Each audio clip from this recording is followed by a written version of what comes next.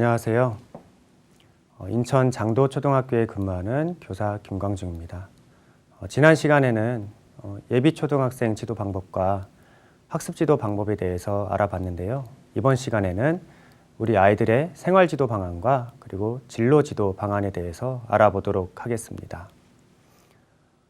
먼저 생활지도를 위해서 우리 아이들이 친구들과 생활하는 예절에 대해서 먼저 말씀을 드리도록 하겠습니다. 탈북 학생들을 지도하다 보면 좀 부모님들이 학생들에게 용돈을 과하게 주시는 경우가 있습니다.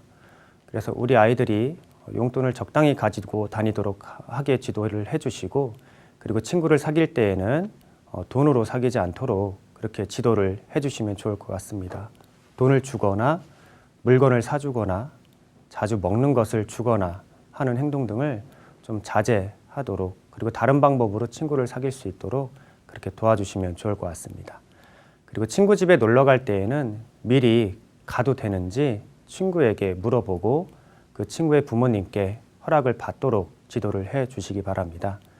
그리고 친구 집에서는 친구 집에 있는 물건을 건드리거나 마음대로 어딜 들어간다거나 하는 등의 행동을 하지 않도록 예절을 지키도록 지도를 해주시고, 그리고 어른이 없는 친구의 집에는 가급적이면 보내지 않는 것이 좋습니다. 그리고 친구 부모님께서 음식을 주셨을 때는 꼭 감사하다는 말씀을 드리고 먹도록 하고, 그리고 너무 이른 시간에 친구 집을 방문하거나 늦은 시각까지 놀지 않도록 지도를 해주시기 바랍니다. 그리고 친구가 하는 행동이 마음에 들지 않는다고 해서 때리거나 말없이 삐져있지 말고 대화로 해결해야 함을 알려주시고 지도해 주시면 좋을 것 같습니다. 한국 학교의 학생생활 규정에 대해서 알아보도록 하겠습니다. 한국의 학교는 우리 학생들이 이 학교 안에서 잘 생활할 수 있도록 여러 가지 규칙을 만들어 놓고 있는데요. 그것이 바로 학생생활 규정입니다. 이 규정의 내용에는 학생에게 상을 주는 기준, 징계, 벌을 내리는 기준, 징계 이후의 지도 방법에 대한 것들, 그리고 머리 모양, 두발, 그리고 복장, 용모, 그리고 소지품 검사, 휴대전화 등 전자기기 사용에 관한 내용들, 그리고 여러 가지 다른 것들이 이 학생, 학부모, 교원 등의 의견을 수렴해서 규정이 만들어져 있습니다. 그래서 이 학교 안에서는 이 학생 생활 규정을 지키는 것이 상당히 중요합니다. 북한에서도 마찬가지겠지만 이 규정을 지키지 않을 경우에는 어떤 벌도 받을 수 있고요. 불이익이 갈 수도 있습니다. 그런데 이런 학생 생활 규정은 한국의 모든 학교들이 다 똑같은 것이 아니라 지역마다 어떤 조금씩 차이점이 다 있습니다. 그래서 그 학교의 규정을 잘 살펴보시고 미리 우리 아이들을 지도를 해주시면 적응하는 데 큰 도움이 될 것 같습니다. 이런 학생 생활 규정 말고 우리 아이들이 도덕적으로 꼭 지켜야 될 규칙들이 있습니다.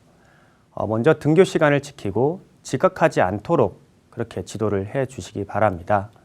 그리고 두 번째는 기본 예절과 질서를 지키도록 해 주시고요. 그리고 다른 친구의 학습권을 존중하는 방법을 지도해 주시기 바랍니다. 예를 들면 수업 시간에 떠든다거나 친구의 공부를 방해한다거나 그런 행동을 하지 않도록 지도를 해 주시고요. 그리고 항상 이 옷차림과 용모를 단정히 하고 학교에 다닐 수 있도록 그렇게 해주시면 되겠습니다. 간혹가다 여름에 학교에 오면 양말을 신지 않고 실내화만 신고 학교에 오는 경우도 있습니다. 이런 경우에도 다른 친구들이 보거나 선생님이 보기에 좋지 않기 때문에 그런 어떤 기본적인 그런 용모부터 신경을 써서 학생들을 등교를 시켜주면 좋을 것 같습니다. 그리고 이성 간의 예절을 잘 지켜야 하고요. 그리고 학교에서 휴대전화는 반드시 전원을 끄고 가방 속에 보관하는 습관을 기르도록 해 주십시오. 그리고 요즘 학생들이 카카오톡이나 SNS 등을 사용해서 여러 가지 소통도 하고 이야기도 하고 그러는데, 그런 사이버 공간에서 예절을 지킬 수 있도록 도와주시기 바랍니다. 심한 욕을 하거나 상대방을 비방하거나 하는 그런 행동을 하지 않도록 해주시고, 그리고 술, 담배, 본드 같은 이런 유해성 약물을 복용하지 않도록 항상 신경 써주시고 지도해 주시면 좋겠습니다. 그리고 남에게 도움이 되는 그런 행동을 할 수 있도록 집에서도 항상 지도를 해주시면 좋을 것 같습니다. 한국의 학교는 어떤 문제 사안이 발생했을 때 학생선도위원회를 열어서 학생의 어떤 체벌을 결정하게 됩니다. 이 학생선도위원회는 그 문제사항을 객관적이고 공정하게 처리하기 위해서 여는 것으로서 문제행위 처벌보다는 예방 지도를 우선으로 목적으로 합니다. 그래서 이 학생선도위원회 이 선도 규정은 학교별로 차이가 있습니다. 이 초중등 교육법에 따라서 학교의 장은 교육상 필요한 경우에는 이 선도위원회 규정에 따라서 징계하거나 그 밖의 방법으로 지도를 할 수가 있습니다. 단 의무교육을 받고 있는 이 초등학생이나 중학생의 경우에는 퇴학을 시킬 수는 없고요. 그리고 학교의 장은 학생을 징계하려면 그 학생이나 보호자에게 의견을 진술할 기회를 주는 등의 적절한 절차를 거치게 됩니다. 그래서 학교에서 필요할 경우에 교육상 필요할 경우에 여러 가지 방법으로 벌을 줄 수가 있는데요. 그 벌에는 뭐 학교 봉사라던가 사회봉사, 특별이수교육, 뭐 출석 정지, 퇴학 처분 등의 어떤 그런 처분을 내리게 됩니다. 하지만 초등학생의 경우에는 아까 말씀드렸다시피 의무교육 대상이므로 퇴학은 해당이 안 됩니다. 하지만 중요한 것은 이런 학생선도위원회를 거치는 일이 없도록 하는 것이 제일 우선이고요. 만약 그런 일이 생겼다 하면은 우리 담임 선생님과 잘 얘기를 하셔서 적절하게 지도할 수 있도록 그렇게 하시기 바랍니다. 다음으로 결석에 대해서 말씀을 드리겠습니다. 제가 오랜 기간 탈북학생 그리고 탈북학생 학부모님들과 이 학교 생활을 하면서 느낀 것인데 우리 탈북학생 학부모님 그리고 학생의 경우에는 결석에 대해서 그렇게 예민하게 생각지 않는 경우가 꽤 있는 것 같습니다. 결석을 하게 될 경우에 뭐 사전에 연락 없이 그냥 무단으로 결석을 하는 경우가 꽤 있는데요. 이 한국 학교에 이제 자녀를 보내시면서 앞으로는 이런 결석할 일이 생기면 미리 꼭 연락을 주시기 바랍니다. 결석할 경우 학교에 연락하는 것이 무엇보다 중요하고요. 그리고 어떤 사유 때문에 결석을 하는지 꼭 알려주셔야 이 학교나 교사의 입장에서는 학생을 지도하는데 어려움 없이 처리를 할 수가 있습니다. 가족과 함께 여행을 가거나 친척집 방문 등으로 결석을 하는 경우가 있습니다. 이런 경우에는 사전에 학교장을 허락을 받아야 결석 처리가 되지 않습니다. 아까 전차 시에서 제가 말씀드렸던 그 체험학습 신청서를 작성하셔서 담임 선생님께 제출을 하게 되면 그리고 체험학습으로 인정을 받으면 이런 경우에는 결석으로 처리되지 않고 그냥 출석 인정으로 인정을 받아서 그렇게 처리를 할 수가 있습니다.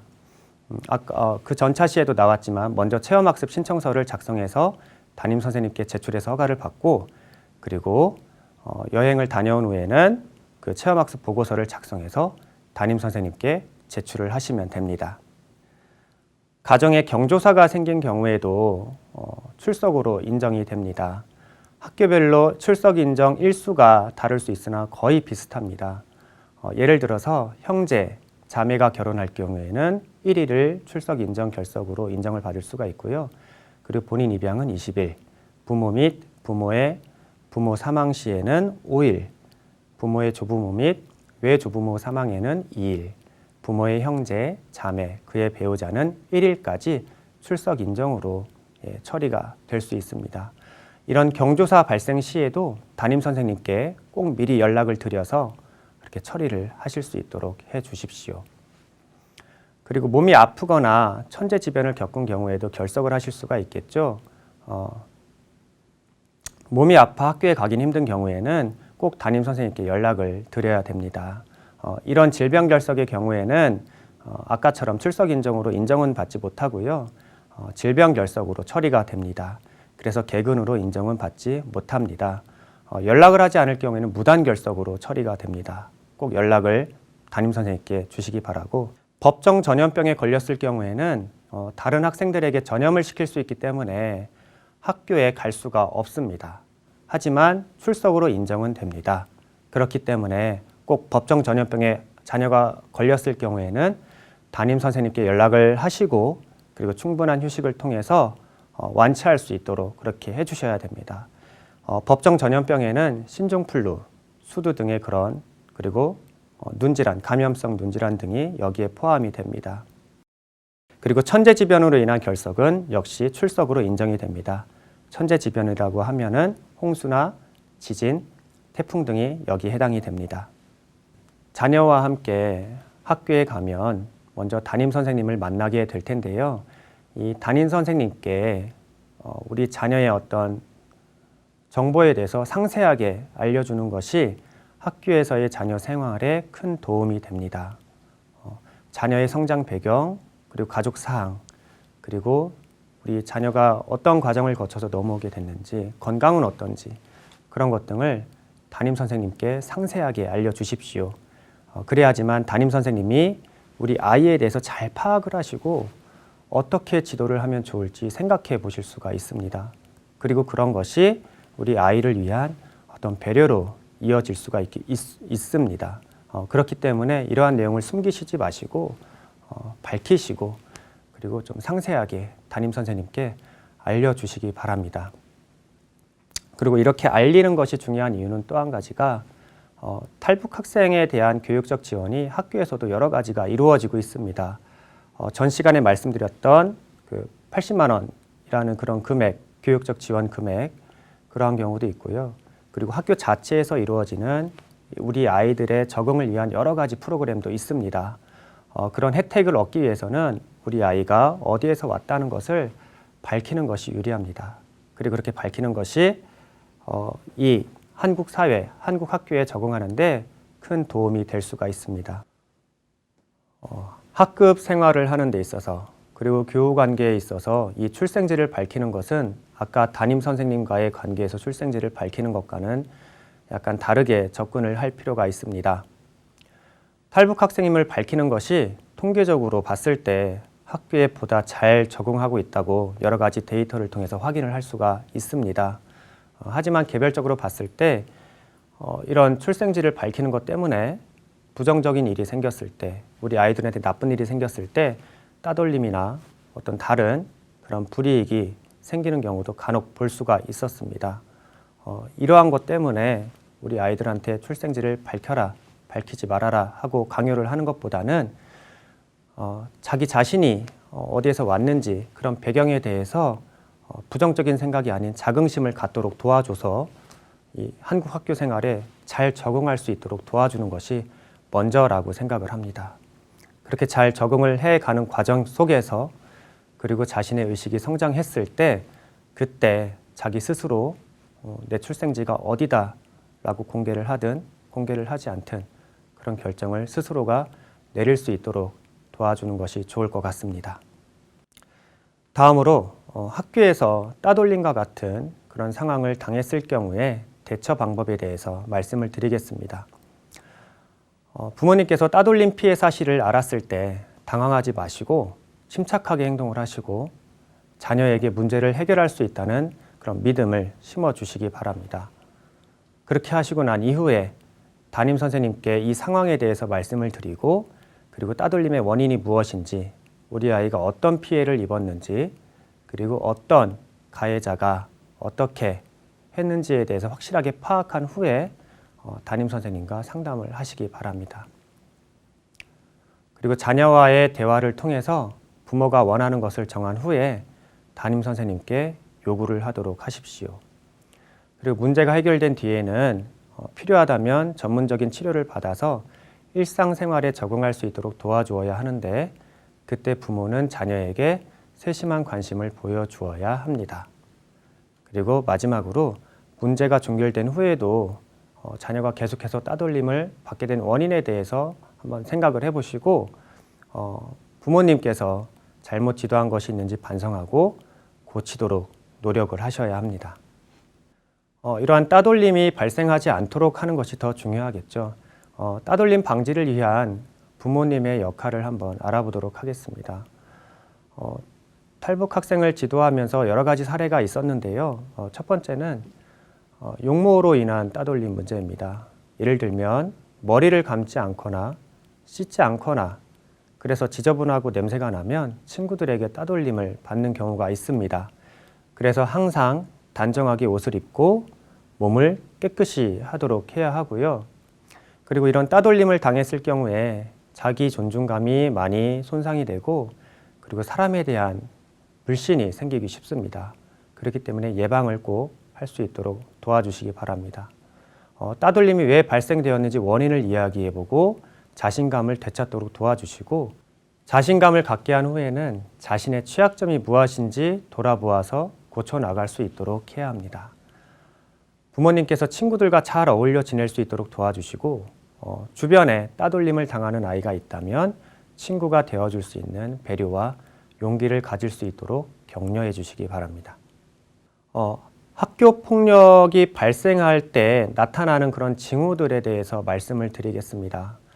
북한에서는 별도로 학교 폭력 예방 교육을 실시하지 않고 있는 것으로 알고 있습니다. 하지만 한국에서는 이런 학교 폭력이나 학생 자살과 관련된 사건이 매년 발생하고 있어서 국가적으로 예방을 위해서 아래와 같은 여러 가지 노력을 하고 있습니다. 지금 제가 말씀드리는 그런 행동들이 나타난다면 담임 선생님이나 관련 기관에 상담을 해보시고 그리고 문제 해결을 위해서 노력을 하셔야 됩니다. 첫 번째는 자주 물건을 잃어버리거나 몸에 상처, 특히 멍이 들어있는 경우가 있습니다. 이럴 경우 한번 의심을 해보셔야 되고요. 그리고 두 번째로 집에 돌아오면 피곤한 듯이 주저앉는 경우, 그리고 세 번째로 부모와 눈을 잘 마주치지 않고 피하는 경우, 그리고 네 번째로 자기 방에 틀어박혀 있는 시간이 부쩍 많아진 경우, 그리고 평소보다 용돈을 자주 달라고 요구하고 때로는 부모님의 돈을 몰래 훔쳐가는 경우, 그리고 학교에 가기 싫어하고 전학 가고 싶어 하는 경우, 그리고 잘 때 식은땀을 흘리면서 잠꼬대를 하거나 앓는 소리를 하는 경우, 이러한 그런 징후들이 보이게 된다면 혹시 학교 폭력을 당하고 있는 그런 상황일 수도 있기 때문에 담임 선생님이나 주변 전문 기관에 상담을 받아보시고 아이와도 잘 이야기를 나눠봐야 합니다. 이런 학교폭력 예방법에 대해서 한번 말씀을 드리겠습니다.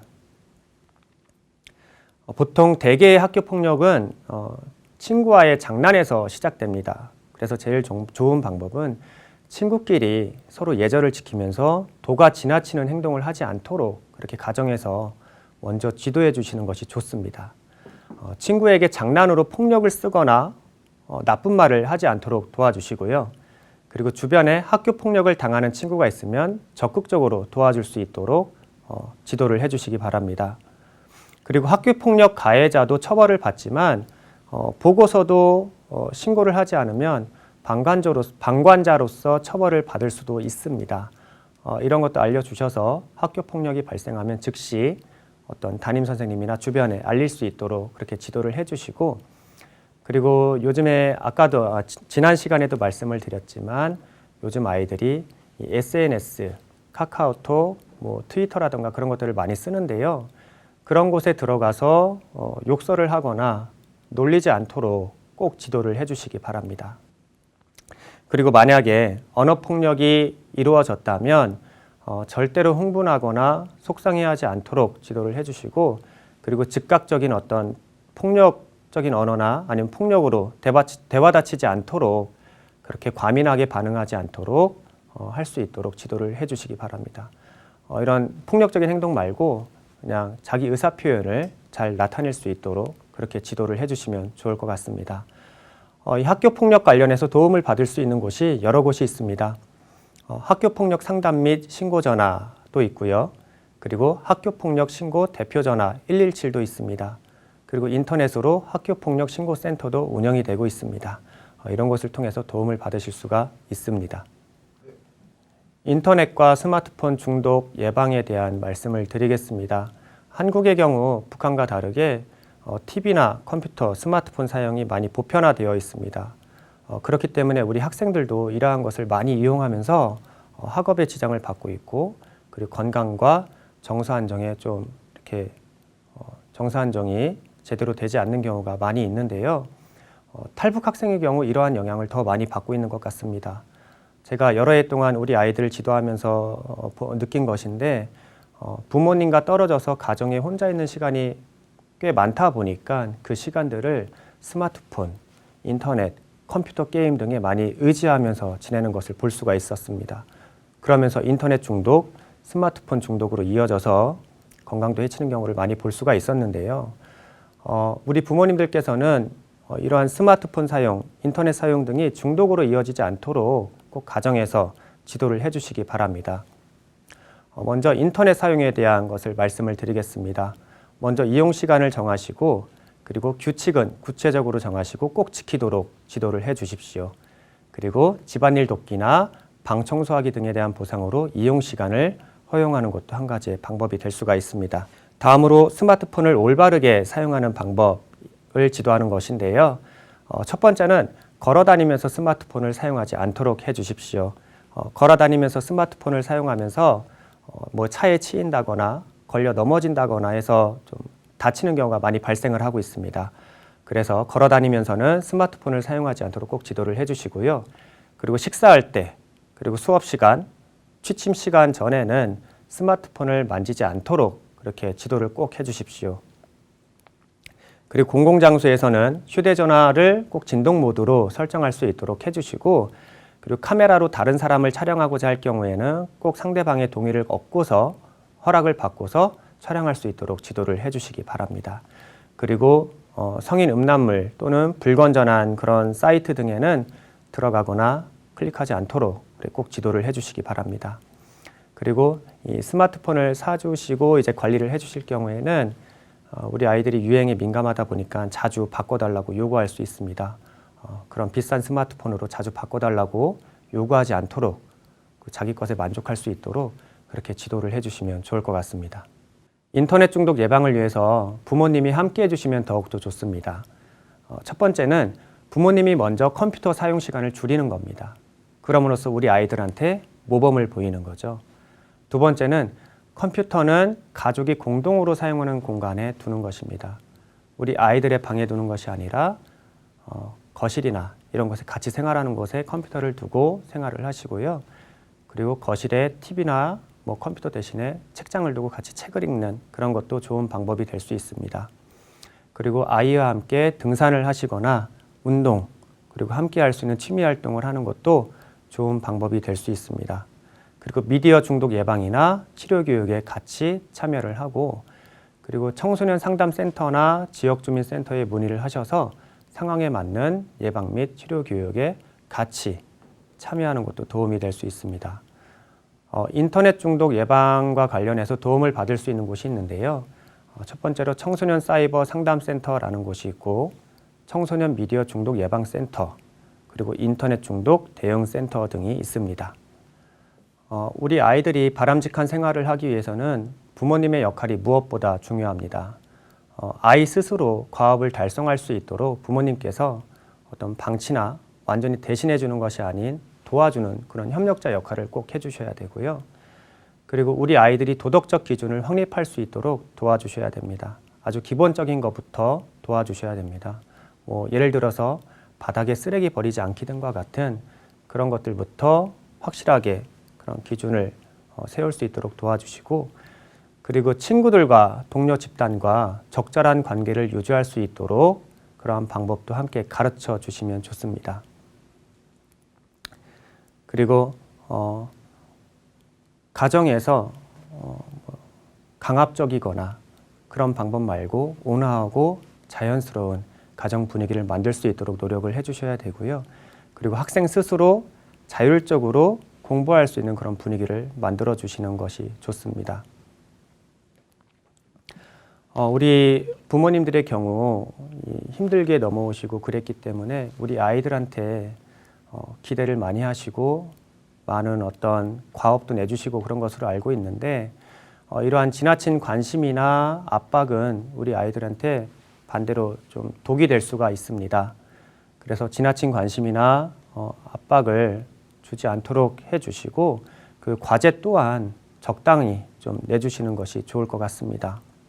직접적인 지시보다는 칭찬, 그리고 격려와 같은 것을 통해서 우리 아이들이 자발적으로 행동할 수 있도록 유도를 해주시고, 그리고 자녀가 가정의 일부라는 것을 깨닫도록 그 역할을 가르쳐 주시기 바랍니다. 질책보다는 칭찬을 통해서 우리 아이가 할 수 있다는 그런 의욕을 가질 수 있도록 도와주시고 우리 아이가 어떤 것을 잘하는지 무엇을 좋아하는지 등을 파악해서 어떤 진로 사항에도 좀 참고할 수 있도록 그렇게 해주시기 바랍니다. 그리고 가족의 대화에서 우리 아이가 제외되지 않도록 그렇게 배려해 주시면 우리 아이들이 좀 더 바르게 생활하는 데 도움이 될 것 같습니다. 자녀와 있어서 가장 중요한 것은 소통하면서 대화하는 것입니다. 아까 말씀드렸던 것 같이 부모가 자신의 뜻만 관철시키려는 태도에서 벗어나셔가지고 내 자녀가 어떤 것을 고민하고 있는지 공부 외에 진짜 어떤 것에 관심을 갖고 있는지 알려고 관심을 가지고 그리고 자녀의 이야기를 들으시면서 그리고 인정해 주시면서 대화를 해야 진정한 소통하는 대화가 이루어질 수 있고 그리고 좋은 관계가 형성이 될 수 있습니다. 그리고 그 좋은 관계가 자녀가 바르게 성장하는 데 도움이 될 수가 있습니다. 자녀와 잘 소통하기 위해서 우리 부모님들이 알아야 될 대화의 기술들이 있습니다. 첫 번째로 우리 아이들의 체면을 살려주는 그런 대화를 하시기 바랍니다. 너무 윽박지르지 마시고요. 우리 아이들의 기를 살려주는 그런 대화를 하시고 그리고 두 번째로 부모님의 말보다는 우리 아이들의 말을 더 많이 들어주는 그런 대화를 하십시오. 그러니까 부모님이 하고 싶은 말이 있어도 적당히 삼키시면서 그렇게 말씀을 해주시는 것이 좋을 것 같습니다. 그리고 잘못했을 때는 부모님께서도 미안하다는 말을 아끼지 말고 해주시기 바랍니다. 그리고 만약에 대화 시간이 부족하다면 일주일에 한 번 정도 가족회의를 하시거나 아니면은 주말 저녁에 아빠가 회장이 되어서 학교에 어떤 상황을 만들으셔가지고 회의를 진행해 본다거나 아니면 부모와 아이가 마주할 시간이 정 없을 때는 휴대폰을 이용해서라도 그렇게 이야기를 나누어 보는 것이 좋을 것 같습니다. 아이들을 처벌할 때의 문제점과 악영향에 대해서 말씀을 드리겠습니다. 이 처벌을 하게 되면 아이들한테 자존감과 심한 상처가 생길 수가 있습니다. 그리고 분노와 공격성이 생기게 되고요. 그리고 잦은 체벌은 뇌 발달과 정서 발달에도 손상을 가져올 수가 있습니다. 그리고 한번 체벌을 시작하면 나중에는 점점 더 강해진 처벌을 할 수밖에 없습니다. 이런 체벌을 하게 될 경우 후유증이 남을 수도 있고요. 그리고 우리 아이들이 잘못을 뉘우치지 않고 반항심이 더 강해질 수도 있습니다. 그래서 우리 부모님들이 이런 훈육을 하기 전에 항상 열린 마음을 가지고 대하시는 것이 중요합니다. 우리 아이들이 문제를 일으켰더라도 먼저 우리 아이의 마음을 헤아려 주셔야 되고요. 그리고 이러한 그 애정과 관심을 통해서 우리 아이들이 다시 제자리로 돌아올 수가 있습니다. 우리 아이가 언제든지 다시 원래 상태로 돌아올 수 있다는 그런 가능성을 믿고 아이를 그 대하는 열린 마음을 가질 수 있도록 하셔야 되고요. 그리고 무엇보다 중요한 거는 아이와 공감하려는 노력이 필요하고 그리고 그 아이를 기다려주는 그런 노력이 필요합니다. 지혜롭게 훈육을 할 수 있는 그런 단계입니다. 첫 번째는 꾸중할 일이 생겼을 때 이 꾸중 전에 먼저 부모님의 감정을 먼저 좀 조절을 하십시오. 이만큼 올라와 있었다면 이것을 좀 시간을 가지고 좀 조절하셔서 좀 평온한 단계로 먼저 만드신 다음에 두 번째로는 아이한테 어떤 말을 할지 그리고 어느 선까지 꾸중을 할 것인지를 정하고 그 다음에 시작을 하십시오. 잘못했을 때는 그 잘못한 문제로만 그 자리에서 짧게 훈육하는 것이 좋습니다. 그 이후에 아이와 함께 규칙과 벌을 정하고 원칙에 따라서 행동을 이어가시면 됩니다.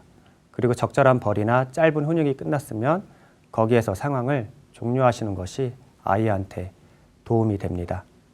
다음으로 진로 지도에 대해서 말씀을 드리겠습니다. 꿈이 있는 사람이 행복한 삶을 살 수가 있습니다. 그래서 한국에서는 우리 아이들이 그 행복한 삶을 살 수 있도록 진로를 잘 형성할 수 있도록 진로 교육을 중요하게 생각을 하고 있는데요. 이 진로 지도는 미래 행복한 자녀의 삶을 위한 기초가 되고요. 그리고 진로를 탐색하고 결정하는 활동을 통해서 합리적인 의사결정 능력을 향상시킬 수가 있습니다. 그리고 일과 직업에 대해서 올바른 가치관을 형성할 수가 있고요. 그리고 자신에 대해서 이해를 하고 이를 바탕으로 자신에게 맞는 직업을 선택할 수 있는 바탕을 마련할 수가 있습니다. 그리고 이런 진로 지도가 이후에 꿈을 실현하는 데 노력의 동기를 만들어 줄 수가 있습니다. 진로 지도 방법에 대해서 말씀을 드리겠습니다. 초등학생의 경우 진로 결정이 아닌 자기를 이해하고 올바른 직업 가치관을 갖도록 하는 것이 중요합니다. 자녀와의 대화를 통해서 자녀가 스스로 자신의 흥미, 특성 등을 파악할 수 있도록 도와주시고요. 그리고 자녀와 함께하는 대화 시간을 자주 마련해서 자녀가 타인과 의사소통할 수 있는 능력을 길러주시기 바랍니다. 이런 대화를 통해서 스스로 내가 어떤 사람이다라는 것을 알 수 있게 되고 그리고 자신의 장점을 찾을 수 있게 됩니다. 또 한 가지는 아이를 부모의 기준으로 직업을 바라보지 않도록 해서 자녀가 다양한 직업에 관심을 가질 수 있도록 해 주십시오. 그래서 편견 없는 건강한 직업의식을 심어주도록 하는 것이 중요합니다. 그리고 만약에 시간이 되신다면 자녀에게 다양한 그런 체험의 기회를 제공해서 어떤 직업의 그 의식을 확대해 줄 수 있도록 그렇게 도와주시면 되겠습니다. 진로와 직업에 대해서 정보를 얻을 수 있는 곳에 대해서 말씀을 드리겠습니다. 커리어넷이나 워크넷, 한국 가이던스와 같은 인터넷 사이트가 있는데요. 이러한 곳에서 진로와 직업에 대한 정보를 얻을 수 있고 그리고 간단한 진로 검사도 진행할 수가 있습니다. 그리고 아이들 중에 진로가 너무 자주 바뀐다고 해서 문제가 있는 것이 아닌가라고 생각하는 경우가 있는데요. 초등학생들의 경우에는 선호하는 직업이나 진로가 자주 바뀌는 것이 자연스러운 일입니다. 부모님께서 이것을 가지고 나무라시거나 강요하지 마시고 다양한 직업과 진로를 탐색할 수 있도록 도와주실 필요가 있습니다. 지금까지 우리 아이들을 위한 생활지도와 진로지도 방안에 대해서 알아봤는데요. 이러한 내용들을 통해서 우리 아이들이 학교 생활에 잘 적응하고 자신의 꿈을 잘 키워나갈 수 있는데 부모님들이 도움을 주셨으면 좋겠습니다. 감사합니다.